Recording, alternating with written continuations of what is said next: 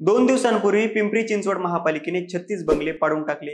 हे बंगले इंद्रायणी नदीच्या पूररेषेच्या आत बांधलेले होते, त्यामुळे पाडण्यात आल्याचं महापालिकेने म्हटलंय।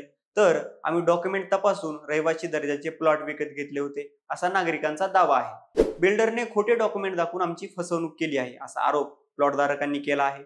लोकांनी ही जागा गुंठेवारी विकत घेतली होती। या जागेवरती त्यांनी लाखो रुपये खर्च करून आपले घर बांधले होते, परंतु घराचे बांधकाम निळ्या पूररेषेच्या आत असल्यामुळे कोर्टाने ही घरे पाडण्याचा निर्णय दिला होता।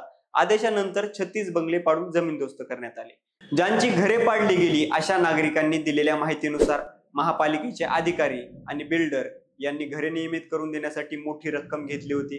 पण या फसवणुकीच्या घटनेनंतर अनेक प्रश्न उपस्थित झाले आहेत। खोटी कागदपत्रे तयार करून एक जमीन 2 व्यक्तीला विकल्याच्या अनेक बातम्या तुम्ही ऐकल्या असतील। हाच विषय घेऊन आज आपण मालमत्ता खरेदी विक्री व्यवहाराबद्दल बोलणार आहोत। मालमत्ता खरेदीसाठी कोणती कागदपत्रे गरजेची असतात, विक्री करार का महत्त्वाचा असतो, मालमत्ता व्यवहाराबाबतीत फसवणूक टाळण्यासाठी कोणती काळजी घेतली पाहिजे, हेच आपण या व्हिडिओच्या माध्यमातून समजून घेणार आहोत। नमस्कार, मी निखिल आणि तुम्ही पाहताय महाराष्ट्र कट्टा।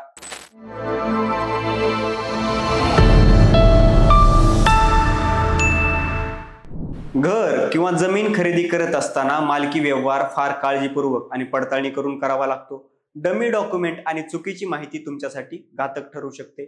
आज घर, फ्लॅट किंवा जमीन खरेदी करत असताना फसवणुकीची प्रकरणं फार वाढली आहेत। लोक आपली आयुष्यभराची कमाई घरासाठी लावत असतात, पण व्यवहाराची योग्य माहिती नसल्यामुळे मोठ्या प्रमाणावरती नुकसान होऊ शकतं। मालमत्ता खरेदी करत असताना जमिनीचा मालक कोण आहे, जमिनीचा आकार किती आहे, क्षेत्र किती आहे, चतुर्सीमा तपासणीसाठी कागदपत्र आवश्यक असतात। आता आपण मालमत्ता व्यवहारासाठी कोणती कागदपत्रे आवश्यक असतात यावरती बोलूया। सर्वात महत्त्वाचे डॉक्युमेंट म्हणजे विक्री करार, ज्याला आपण सेल डीड असे म्हणतो।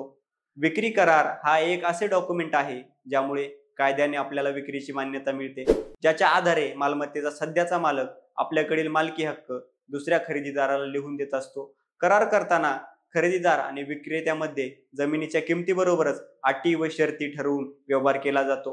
सुप्रीम कोर्टाने दिलेल्या निर्णयानुसार 100 रुपयांपेक्षा जास्त किमतीची कोणतीही मोठी मालमत्ता, घर, शेती किंवा गाडी विकताना नोंदणी करणे आवश्यक असते। फक्त ताबा मिळून किंवा पैसे देऊन मालकी बदलत नाही।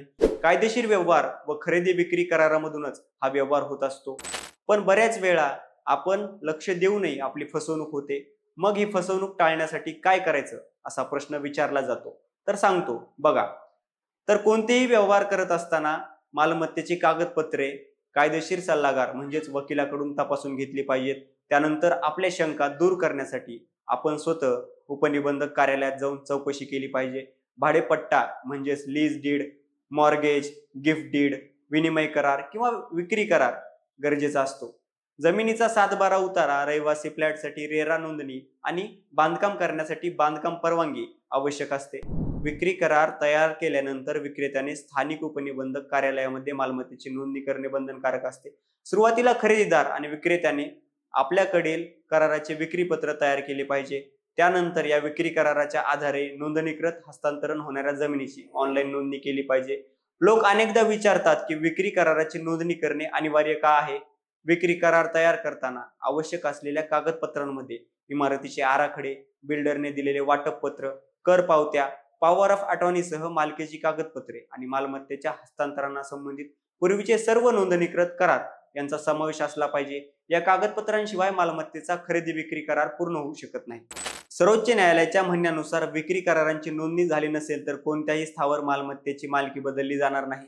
मालमत्ता कायदा 1882च्या कलम 54 मधील तरतुदींनुसार मालमत्ता फक्त नोंदणी केलेल्या डॉक्युमेंटमुळेच हस्तांतरित होऊ शकते।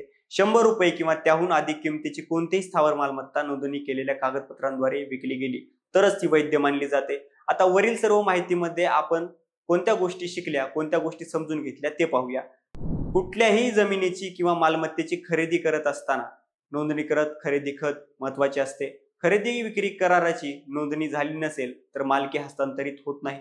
जमिनीचा मूळ मालक कोण आहे व मालमत्ता घर किंवा व्यावसायिक इमारतीसाठी योग्य आहे की नाही हे तपासणीसाठी कार्यालयीन चौकशी करावी लागते। आपली फसवणूक होऊ नये यासाठी वकील किंवा जाणकार व्यक्तीकडून कागदपत्रांची तपासणी करून घेणे आवश्यक असते। सदर मालमत्ता सध्याच्या मालकाकडे कुठल्या मार्गाने आलेली आहे हे पाहणं महत्त्वाचं ठरतं। उदाहरणार्थ दानपत्र करून मिळालेले आहे, खरेदी खत करून मिळालेले आहे किंवा वारसा हक्काने मिळालेले आहे. दानपत्राद्वारे मिळालेल्या मालकीची मालमत्ता ठराविक कालावधीपर्यंत विकली जाऊ शकत नाही. अशा छोट्या छोट्या गोष्टींची काळजी घेऊन तुम्ही ही तुमचे व्यवहार सुरक्षित करू शकता. तुम्हाला ही माहिती कशी वाटली हे कमेंट करून नक्की कळवा आणि अशाच माहितीपूर्ण व्हिडिओसाठी महाराष्ट्र कट्टाला सबस्क्राईब करायला विसरू नका. धन्यवाद.